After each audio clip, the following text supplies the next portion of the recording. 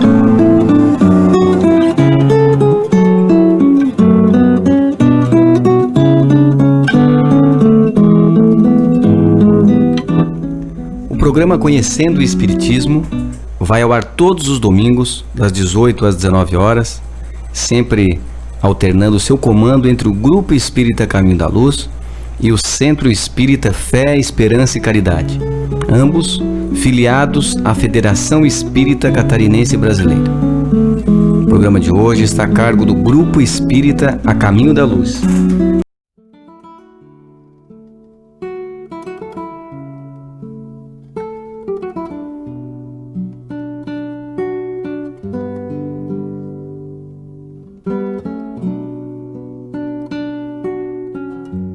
A proposta que nós temos para a reflexão da noite não é uma tentativa de amarrar aquilo que Kardec construiu, mas apenas de oferecer uma possibilidade de leitura que nos auxilie na compreensão desse magnífico trabalho do codificador. Como poderiam ser organizadas as leis morais presentes na terceira parte de O Livro dos Espíritos, para que a gente entenda o critério utilizado pelo codificador? E chegamos então a uma proposta pedagógica que serve apenas e tão somente como uma orientação a fim de que possamos todos estudar e viver essa parte tão importante de O Livro dos Espíritos, que, como dissemos, é a contribuição do Espiritismo para a evolução do pensamento religioso na Terra. Nós poderíamos dividir as leis morais em 3 grupos. Leis que se referem à relação entre o homem e Deus, as obrigações da criatura para com o Criador, os alicerces desse relacionamento, as fontes desse sentimento que nos faz buscar nossa origem, que nos faz sentir falta dessa integração com nosso Pai. No primeiro grupo, então, estariam essas leis. No segundo grupo, leis que dizem respeito às nossas obrigações para conosco mesmo. Não mais o ser humano perante Deus, agora o ser humano perante a sua própria consciência, diante da sua própria evolução. E por fim, aquelas leis que regem as relações do ser humano com o seu próximo. 3 grupos de leis, todas regendo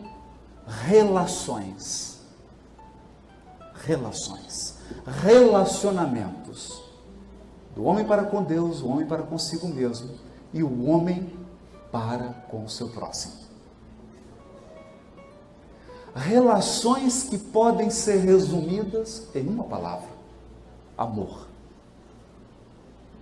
Porque amor é um ato de colocar-se em relação com o outro, ou comigo mesmo. Já que a regra áurea diz: amar ao próximo como a si mesmo. Compreendendo então esses 3 grandes grupos de leis morais, já de início podemos depreender que a nossa relação com a própria consciência, conosco mesmo, e a nossa relação com o próximo possuem um alicerce: a nossa relação com o Criador. A maneira como nos relacionamos com Deus irá fundamentar, irá inspirar as nossas demais relações. A nossa relação com o Criador é fonte mantenedora de todos os outros relacionamentos. Por isso, o primeiro mandamento da lei mosaica é amar a Deus sobre todas as coisas.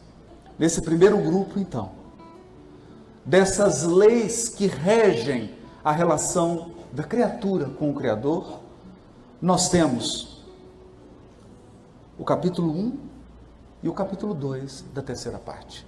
Capítulo 1, lei divina ou natural. Capítulo 2, lei de adoração. Primeira lei. E aqui está a contribuição genuína do ensino dos Espíritos para o orbe terreno. Os vanguardeiros do progresso espiritual, sob as ordens do Espírito de verdade, voltam aos caminhos empoeirados da carne e apontam os caminhos do infinito para os encarnados. É a primeira lei, lei divina ou natural, Questão 614, os Espíritos vão dizer: a lei natural é a lei de Deus. Aqui, séculos de antagonismos são dissolvidos em uma compreensão mais abrangente. Porque até então nós separávamos a lei que rege a matéria, a lei que rege o movimento dos astros, a lei que rege as substâncias químicas é uma lei. E as leis que dizem respeito a Deus são leis religiosas. Essa é a grande dificuldade das pessoas compreenderem o aspecto religioso do Espiritismo. Porque para a doutrina espírita, a lei que rege a ligação química do hidrogênio com o oxigênio é uma lei divina. A lei que rege a gravitação universal é uma lei divina. A lei que rege os fenômenos eletromagnéticos é uma lei divina. E é por isso que na questão 617, os Espíritos irão dizer: todas as leis da natureza são leis divinas, visto que Deus é o autor de todas as coisas. O sábio estuda as leis da matéria, física, química, biologia, geografia, história, sociologia, economia, política, direito e etc. O sábio estuda essas leis. O homem de bem estuda e pratica as leis da alma. Há aqui então uma unificação das leis do universo. É por isso que o cientista sincero e honesto, no seu campo de pesquisa, é na verdade um sacerdote de Deus. Porque ao estudar as leis da natureza, está estudando as leis divinas. Todas as leis da natureza são leis divinas. No Evangelho segundo o Espiritismo, que é o livro em que Kardec irá desenvolver as leis morais. Kardec escreve uma obra para explicar as leis morais. Portanto, quando o espírita diz o nome Jesus, quando o espírita diz Evangelho, ele quer dizer terceira parte do Livro dos Espíritos. É importante frisar isso. Portanto, Kardec escreveu os seguintes capítulos para explicar essas duas leis. A primeira, lei divina ou natural, e a segunda, esqueci de comentar a segunda antes de passar para o Evangelho segundo o Espiritismo. A segunda é a lei de adoração. Questão 653. A verdadeira adoração é a do coração. Em todas as vossas ações, lembrai-vos sempre de que o Senhor vos observa.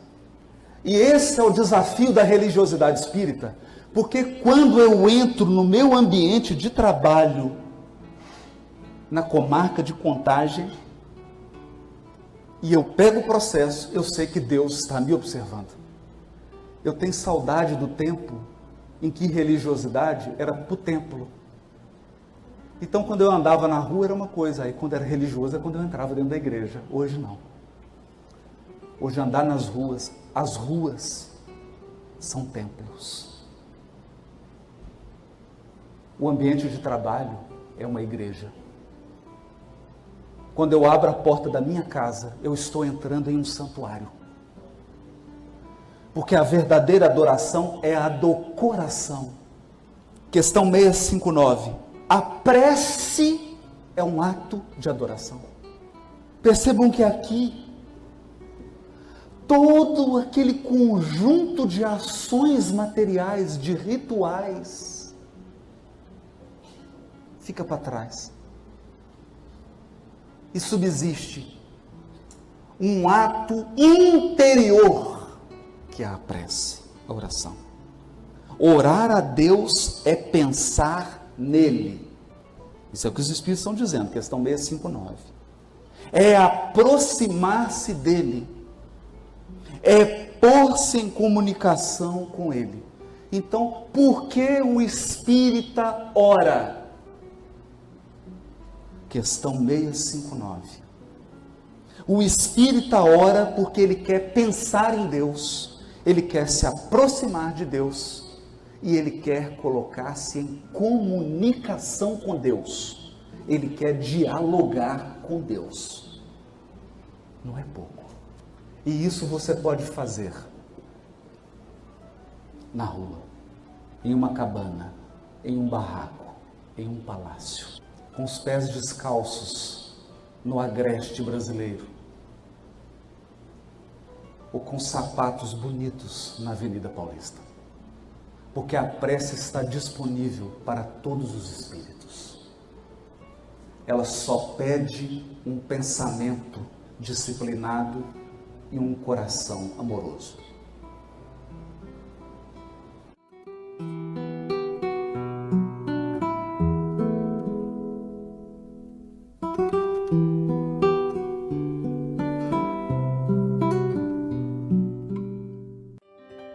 A prece.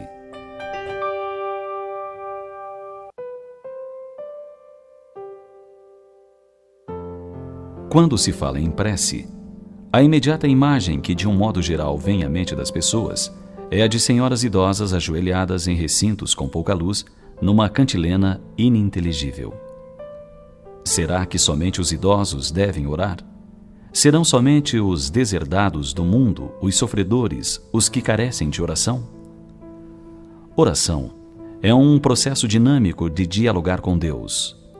É o elevar da mente para sintonizar com as forças superiores, de lá extraindo novas energias, ideias. Sem fórmulas prontas, deve ser ditada pelo sentimento. É um abrir do coração ao Pai amoroso e bom. Alguns defendem a ideia de que se Deus tudo sabe, não há necessidade de se ficar a pedir. Ele dará às suas criaturas o de que elas necessitam. O que não se dão conta tais pessoas é de que o Pai realmente tudo sabe, tudo vê, mas a prece tem a virtude de abrir os canais mentais a fim de que se possa entender a resposta. É o tornar-se receptivo ao auxílio. Será que a resposta sempre vem? Recordamos o ensino de Jesus. Tudo o que pedirdes ao Pai em meu nome, Ele vos concederá. A resposta sempre vem. O que acontece é que normalmente não a percebemos, mesmo porque ela nem sempre nos chega do jeito que se espera. A resposta divina, por vezes, é um não. De outras, vem através dos amigos, de uma mensagem, das intuições, e outra vez não nos apercebemos. E o que pedir? Eis outra dúvida. Defendem muitos que somente se deve solicitar coisas para o espírito, jamais coisas materiais. Convenhamos que se vivemos no mundo, necessitamos de algumas coisas materiais. Qual o problema de se rogar pela saúde de alguém? Qual a dificuldade de se pedir auxílio na busca de um emprego digno que nos garanta o sustento da carne? Qual o inconveniente de se rogar a misericórdia divina para a fome que castiga o estômago ou para o frio que tortura o corpo? Contudo, oração não é somente um petitório infindável. Antes de tudo, é louvor. Ao ensinar a orar, Jesus primeiramente louvou o Criador de todas as coisas. Santificado seja vosso nome. E para ensinar a resignação aos planos celestes, estabeleceu: seja feita a vossa vontade. Só depois é que ele direcionou a rogativa. A oração é alimento diário, na alegria e na dor, na saúde e na doença, ante os sucessos ou enfrentando os fracassos.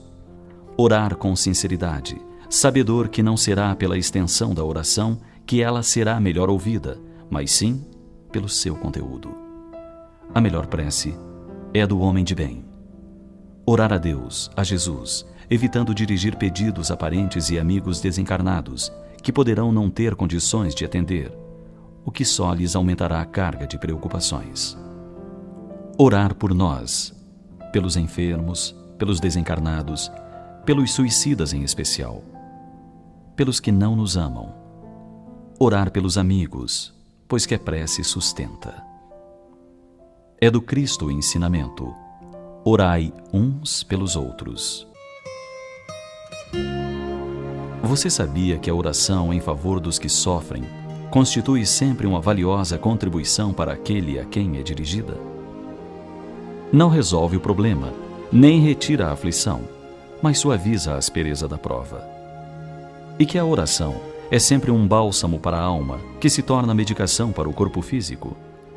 A oração acalma, equilibra, dulcifica aquele que ora, propiciando-lhe resultados salutares.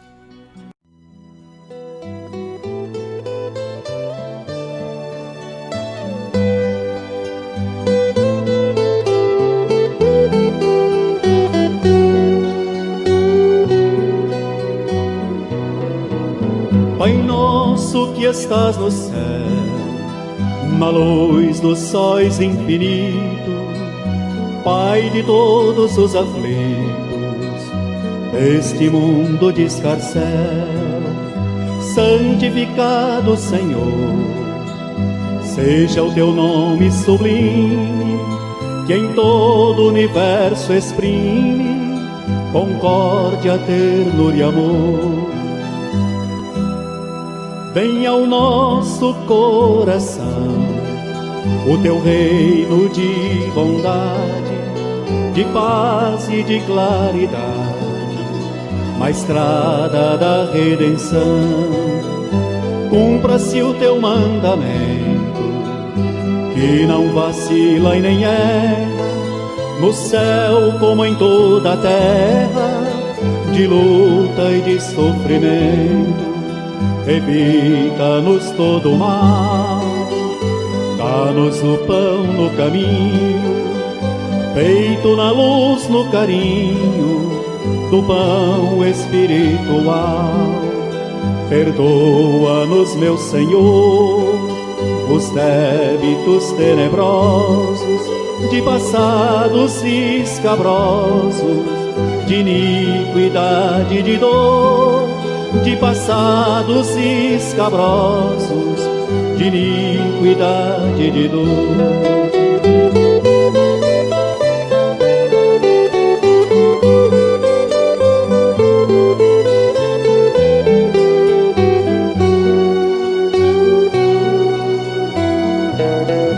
Auxilia-nos também nos sentimentos cristãos, amar nossos irmãos que vivem longe do bem.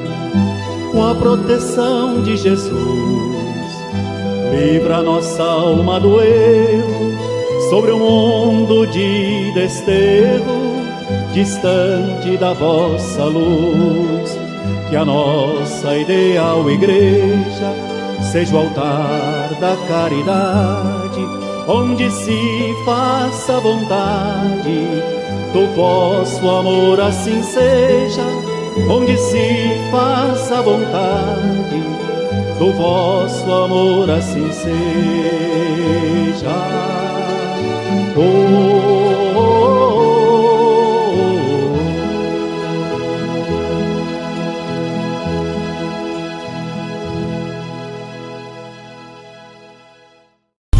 Na 98 FM, programa Conhecendo o Espiritismo.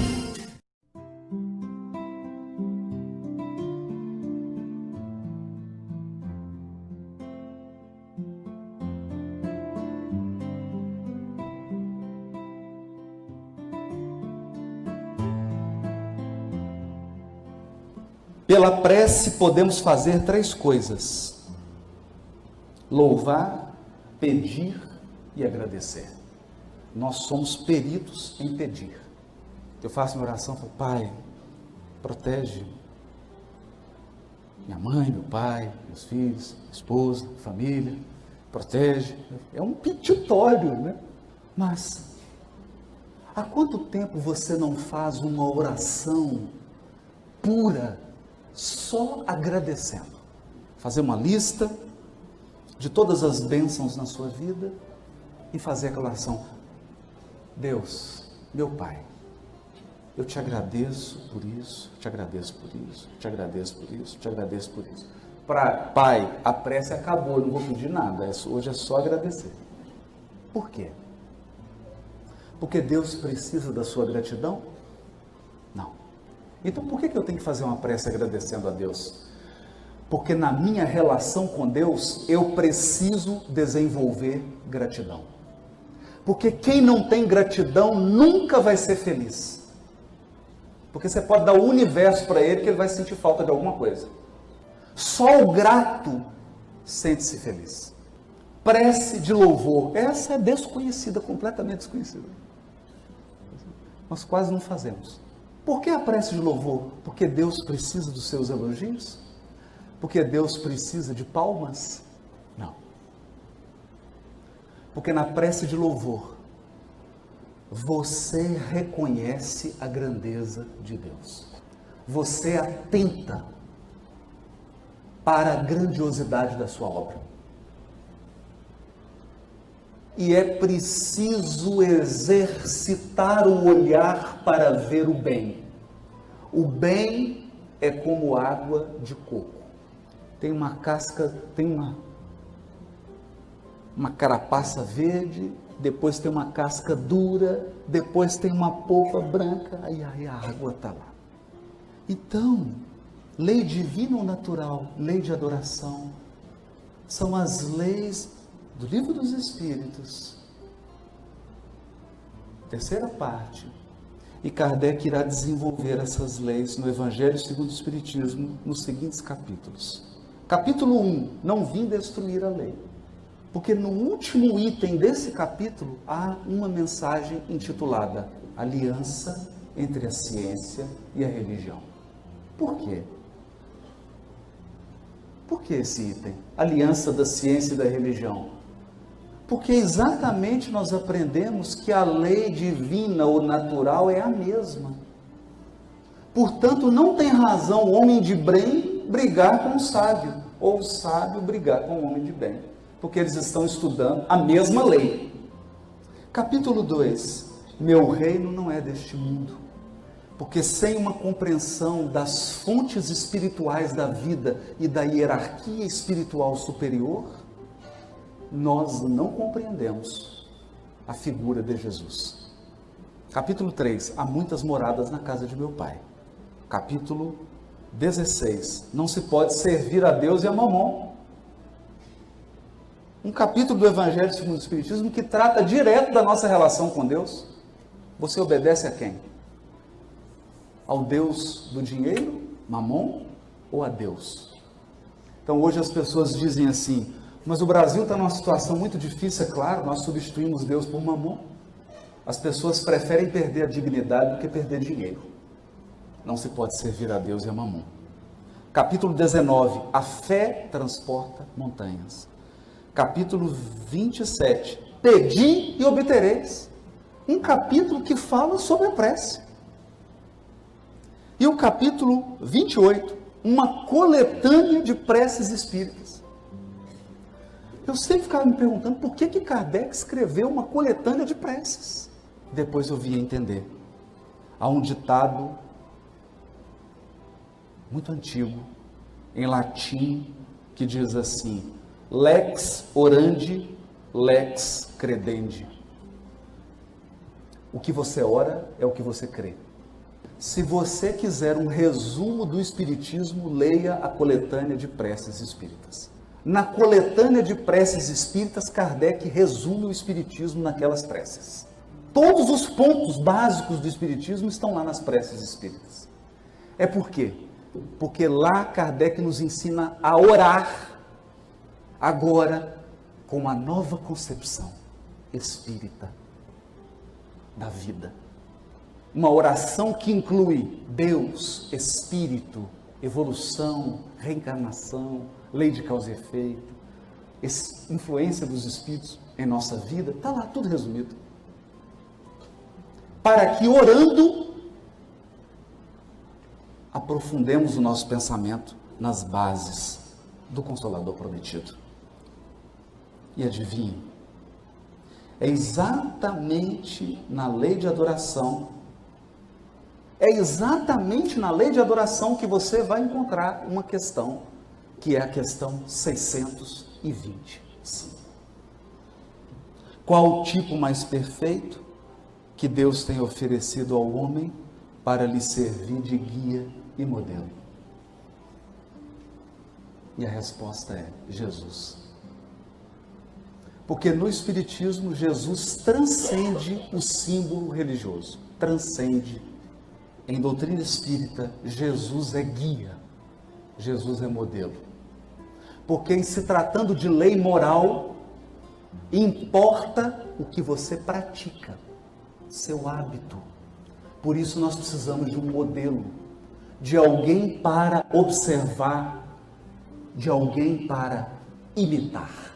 Nós somos seres que imitam, no bom sentido da palavra. Nós sempre copiamos. Quando você estuda um instrumento musical com um grande músico, na verdade você está absorvendo desse músico o que ele conquistou, a experiência que ele tem.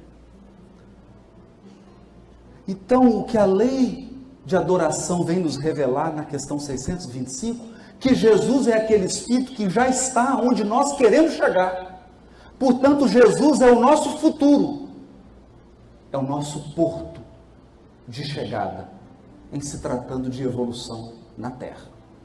Aqui, então, eu quero só deixar o gostinho, para que todo mundo tenha aquela vontade de ir lá depois, no Livro dos Espíritos, no Evangelho Subjetivo, e aprofundar nisso. Obrigações da criatura para com o Criador. Segunda parte das leis morais. As obrigações do ser humano para com ele mesmo.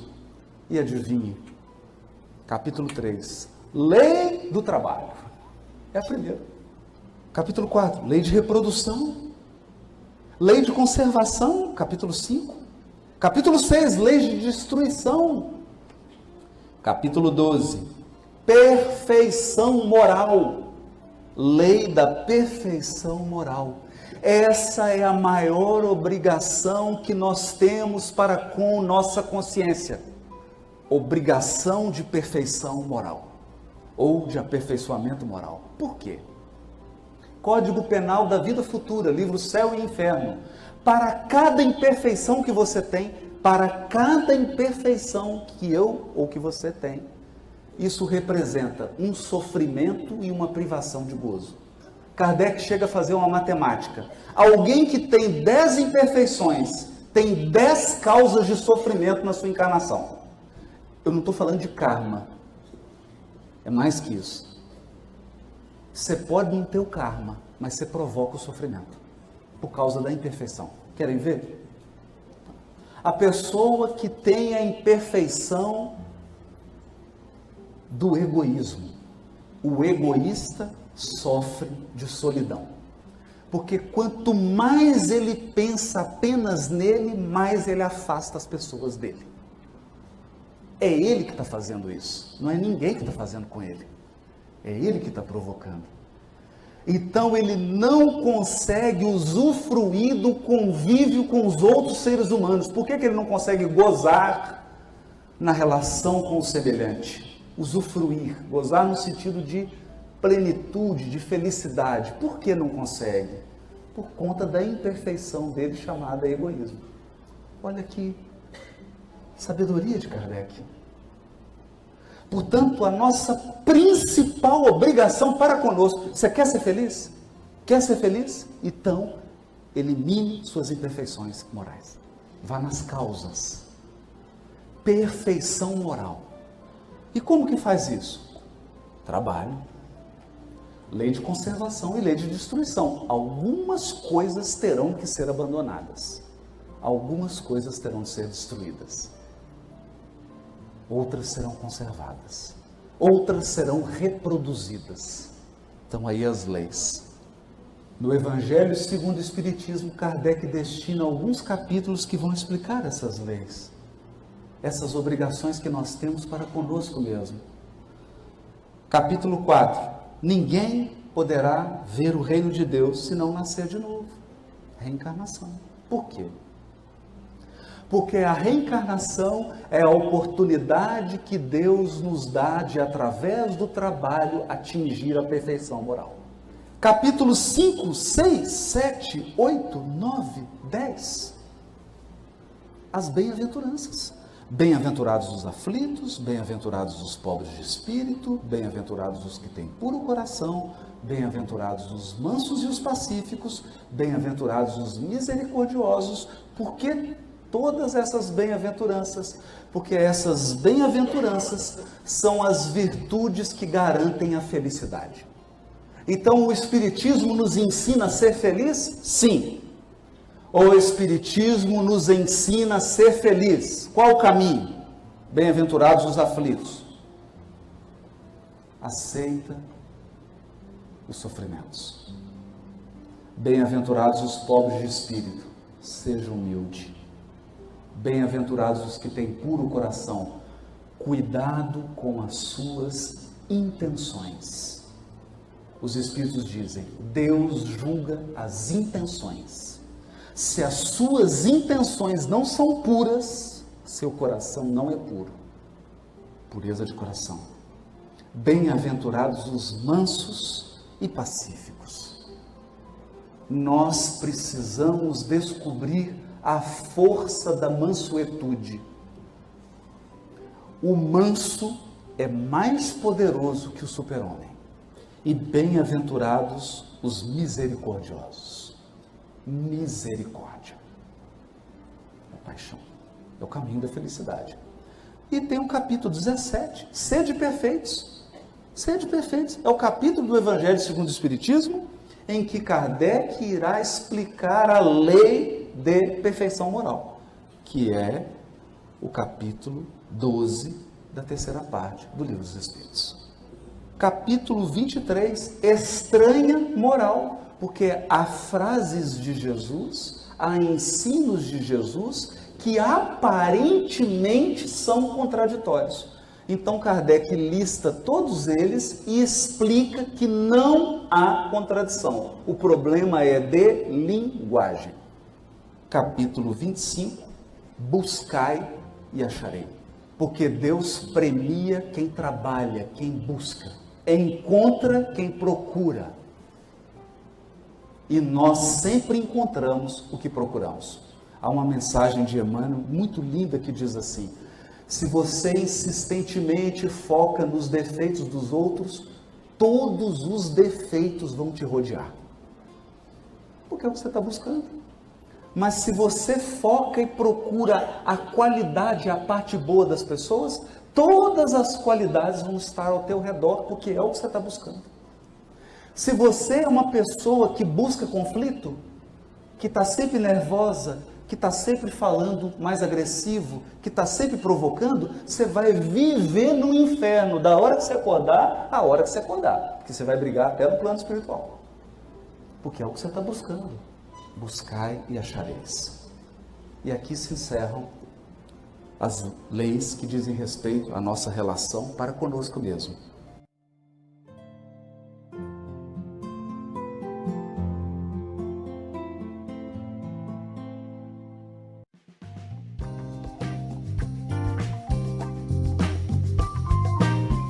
As pessoas sofrem igual? Não, não sofrem igual. Tem gente que sofre muito, a vida é um horror, difícil, complicada, e gente que aparentemente não sofre nada. A vida parece que leva tranquila e tal. Ué, mas como é que pode isso? Então Deus não é justo. Se as pessoas têm sofrimentos diferentes, Deus não é justo. Ora, se Deus não for justo, não é Deus, tá certo? Deus, por definição, é justo ou não existe. Se a gente acha que Deus existe, então há justiça nesse sofrimento distinto. Como é que se explica isso na verdade, então? Se explica assim, todos nós sofremos. Só que umas pessoas parece que sofrem mais porque elas não sabem lidar com o sofrimento. Tudo é mais complicado, tudo é mais pesado, tudo é mais difícil, um drama terrível. Essa aqui também tem as suas coisas, tem as suas dificuldades, mas ela já lida melhor com esse sofrimento, ela compreende melhor e lida melhor com isso.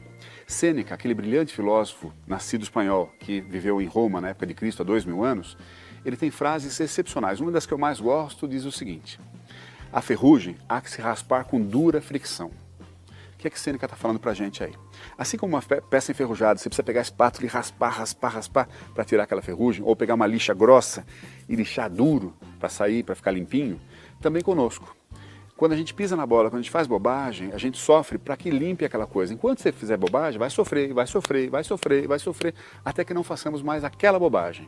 Limpou, está brilhando. Aí tem uma outra bobagem, aí vai sofrer, até que não soframos mais, até que não façamos mais aquela coisa. Limpou, está brilhante. E assim vai. Por isso que umas pessoas parecem que sofrem menos do que outras, porque elas já limparam, já tiraram aquelas complicações. Que complicações são essas? São as complicações do dia a dia. É o ego, a arrogância, o orgulho, o ciúme, a vaidade, o ódio, tudo que nos atrapalha e que a gente insiste em manter enferrujando a gente. Tire essa ferrugem da sua vida. Pare com isso. Quanto menos nós tivermos isso, menos precisaríamos da fricção, da dor, do sofrimento para limpar. Eu acho até, vê se você concorda, que quando a gente fala um espírito de luz, o Espiritismo fala isso, um espírito de luz, um espírito iluminado, um espírito parece leve, eu acho que é isso mesmo.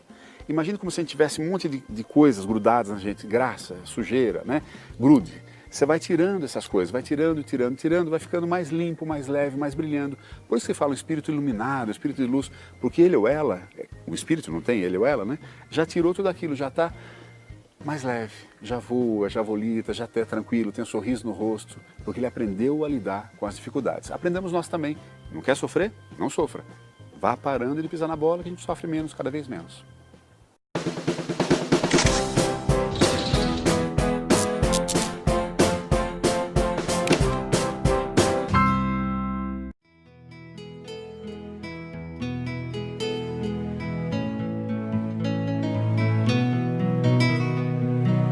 Cada riso e dor, de cada espinho e flor, construo a casa do meu Senhor. Com que o mundo abandonou, de cada pedra do chão, construo o templo do coração. Cada dia que vem, cada dia que vai, ergo em minha casa de meu Pai.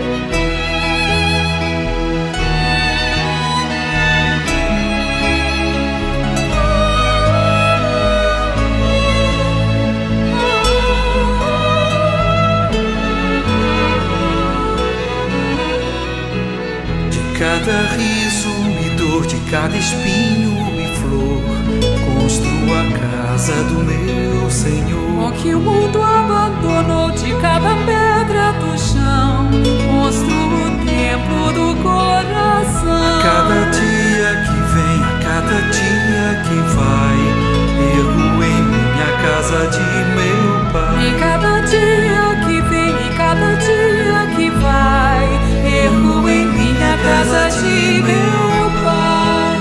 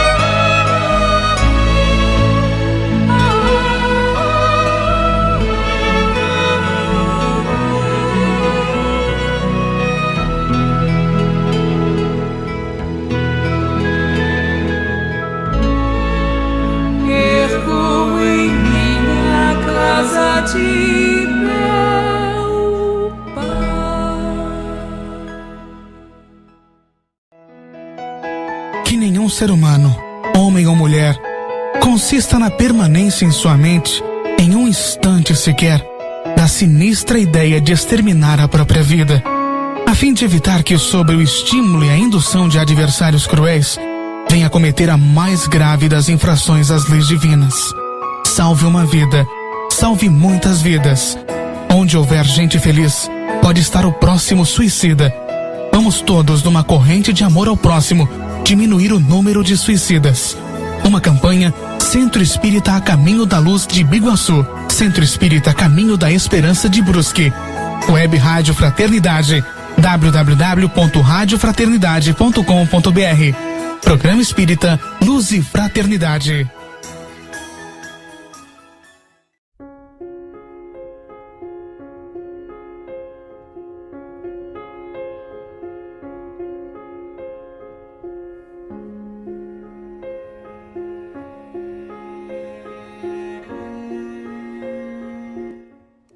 Parte terceira. Agora, as leis que regem as minhas relações com o meu próximo. Primeira lei, capítulo 7, lei de sociedade, que é uma lei que nós estamos com dificuldade de viver. Por isso estamos tendo tanto problema. Nós estamos com muita dificuldade de entender que vivemos em sociedade. O que significa viver em sociedade? Por que existe um sinal vermelho para você? Para que exista um verde para o outro. Porque se tiver só sinal verde, o que vai acontecer? Eu vou viver numa constante insegurança, num constante clima de acidente e de tragédia. Então o que é lei de sociedade? A lei de sociedade regula o usufruto da vida, dos direitos, para que todos possamos usufruir e viver em paz. Olha a nossa primeira obrigação para com o próximo. Capítulo 8, lei do progresso. Então, quando nós dizemos assim, meu amigo, a sua ideia é muito boa, mas aqui tem 40 anos que a gente faz assim. Aí é bom convidar a pessoa para ler o capítulo 8, lei do progresso. Existe uma lei do progresso que não vai permitir que você fique eternamente fazendo a mesma coisa. Vai melhorar. Então, o que você faz hoje vai melhorar. Daqui 100 anos, vai melhorar. Daqui 200, vai melhorar. Lei do progresso. Capítulo 9, lei de igualdade. Lei de igualdade. É o nosso grande problema. Porque, segundo os grandes estudiosos da criminalidade e da violência, uma das grandes causas, não é a única, é óbvio que um fenômeno complexo não tem uma causa só, tem múltiplas causas, mas uma das maiores causas do aumento da violência é a desigualdade. A lei de igualdade é uma lei divina. Deus não faz acepção entre os seus filhos. Capítulo 10, lei de liberdade. Liberdade. E o primeiro a obedecer essa lei é nosso próprio Criador, que não violenta nosso livre-arbítrio, mesmo sabendo que nós estamos tomando a pior decisão. Lei de liberdade. E o capítulo 11, essa lei extraordinária, que é um coroamento, uma síntese de todas as outras. Lei de justiça, amor e caridade. Justiça, amor e caridade. Kardec desenvolve essas leis. No capítulo 6, o Cristo Consolador. Você fala, mas Haroldo, o que o capítulo Cristo Consolador tem a ver com as leis que regem meu relacionamento com o próximo? Ora, não existe uma lei de justiça, amor e caridade? Então, alguém aqui imagina que o Cristo, governador do orbe, não pratica caridade? O Cristo Consolador é Jesus exercendo a caridade para conosco, nos consolando, nos orientando, nos fortalecendo, nos amparando, nos indicando rumos, nos sustentando. É a caridade do Cristo para com seus irmãos mais jovens. Capítulo 11. Amar ao próximo como a si mesmo. Amar ao próximo como a si mesmo. Capítulo 12. Amai os vossos inimigos. Em que Kardec faz questão de explicar. Amor aos inimigos não é sentir pelo inimigo a mesma afeição e o mesmo carinho que eu sinto pela pessoa que eu amo. Não. Amar os inimigos é reconhecer que, embora eles tenham me feito mal, embora eles me critiquem, embora eles me detestem, eles não perdem o valor que eles têm perante Deus, simplesmente porque me prejudicaram. A pessoa pode me causar um imenso mal, mas ela não perde o valor dela de espírito imortal. Por isso, amar os inimigos é respeitar a natureza divina dessas pessoas. Capítulo 13. Não saiba a vossa mão esquerda o que dá a mão direita. Que é um ditado popular que Jesus utiliza, não é? Nem mesmo a sua outra mão deve saber o que você faz. A nossa ação no bem não deve ser uma ação de promoção pessoal. Capítulo 15. Capítulo 14. Honrai a vosso pai e a vossa mãe. Respeitar aqueles que nos deram o elemento mais precioso, que é a vida.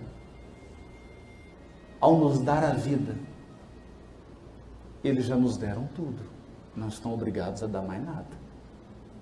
É bom pensar nessa perspectiva. Porque assim a gente honra os pais. Capítulo 15, fora da caridade não há salvação. Capítulo 18, muitos os chamados, poucos os escolhidos. Por quê? Porque o processo de seleção é um processo que nós mesmos fazemos conosco. Muitos perguntam assim, por que a crise na transição planetária está tão intensa? Porque todos os espíritos precisam ter a oportunidade de se definir. Então o mundo hoje, de grosseiro modo, é um grande self-service. Você pode se servir de tudo, desde o pior e do grotesco ao sublime, mas com um detalhe. Quando você chegar com o seu prato na balança e pesar e começar a comer, você definiu o seu destino. É você que escolheu. E dependendo do prato, precisará ocorrer uma transferência para um outro ambiente mais adequado às opções daquele espírito. Capítulo 20. Os trabalhadores da última hora. Os trabalhadores da transição planetária. Todos nós temos consciência do Evangelho. Estão sendo convocados nesta última hora ao trabalho mais árduo que já foi feito até hoje. Capítulo 21. Haverá falsos cristos e falsos profetas. O que mais existe hoje é canto da sereia, mas Jesus deixou uma fórmula. Conhece-se a árvore pelo fruto. É pelo fruto. Não é pela folha, não é pelo tronco, não são pelas palavras bonitas, é pelo fruto. Capítulo 22. Não separeis o que Deus juntou. Respeite as coisas nos lugares em que elas estão. Porque é em razão de interferirmos na lei divina e causarmos dissensão que nós pagamos um alto tributo de sofrimento na nossa evolução.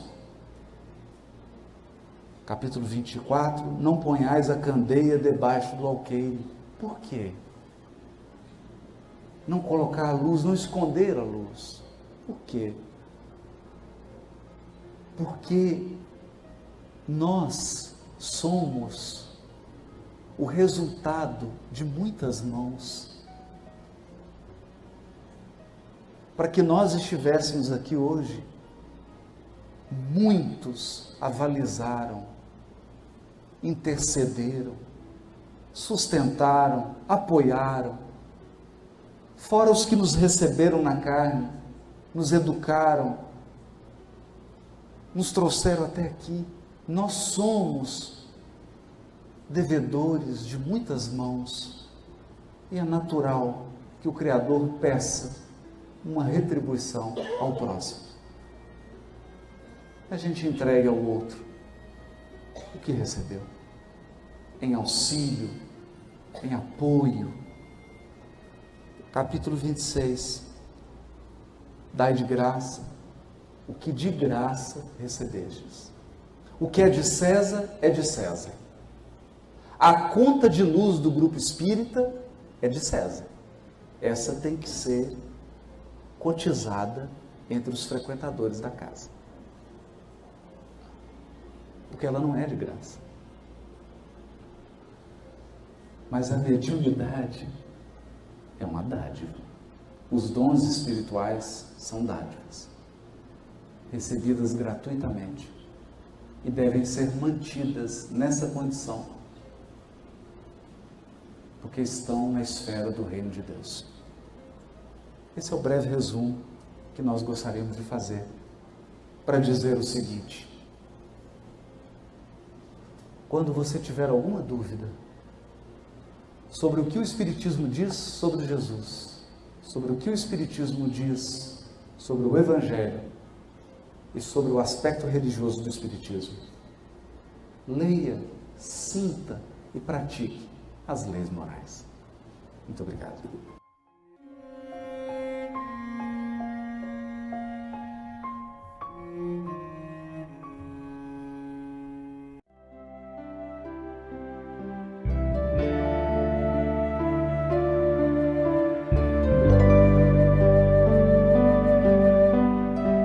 A Ti, Senhor. A Ti, Senhor, eu ergo minhas mãos, vazias de amor e de piedade, que não se abrem nunca aos meus irmãos, pois desconhecem a fraternidade. A Ti, Senhor, eu ergo minha boca, que nunca tem uma palavra boa, e grita não com voz soturna e rouca a quem me pede a soluçar. Perdoa. A Ti, Senhor, eu ergo meu olhar, escuro e torvo como a ingratidão, que é duro, mau e só sabe chorar, sempre por mim, nunca por meu irmão. A Ti, Senhor, ergo meu coração, em que somente a ira tem lugar. Não conheceu jamais a compaixão, odeia sempre e nunca soube amar. Faze, Senhor, em mim este milagre, que o coração que odeia aprenda a amar, e ao amor de tal modo se consagre, na ânsia imensa de se resgatar, que o olhar hoje noite tormentosa, e a boca que diz não, e as mãos vazias, do Teu amor na expansão gloriosa, tornem-se fonte de bênçãos e alegrias.